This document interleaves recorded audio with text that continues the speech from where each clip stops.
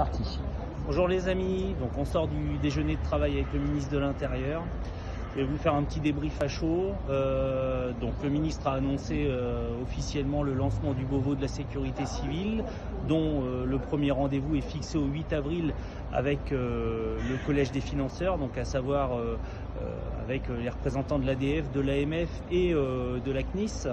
Dans un premier temps, le calendrier final, il aimerait que la fin des travaux de ce Beauvau de la sécurité civile soit finalisée pour fin septembre.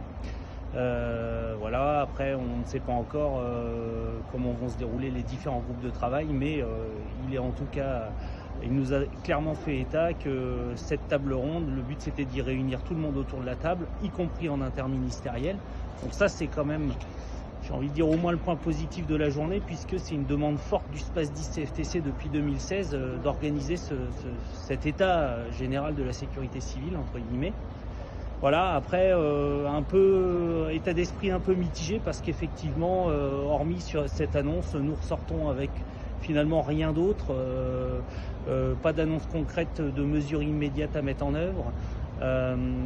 Nous avons également pu l'interpeller sur les JO et il nous a donc dit qu'il y avait une réunion prochaine le 20 mars sur le sujet avec le collège des financeurs, encore une fois, pour évoquer toute la mise en place du dispositif de compensation financière et d'accompagnement social avec les fameuses primes JO.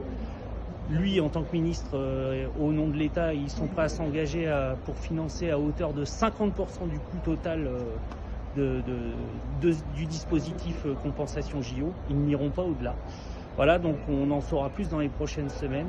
Et puis après, j'ai réévoqué l'intérêt immédiat et sans attendre le Beauvau de la sécurité civile de répondre rapidement à une augmentation de la prime de feu, puisque c'est une revendication historique et que la dernière revalorisation ne correspondait pas aux attentes initiales.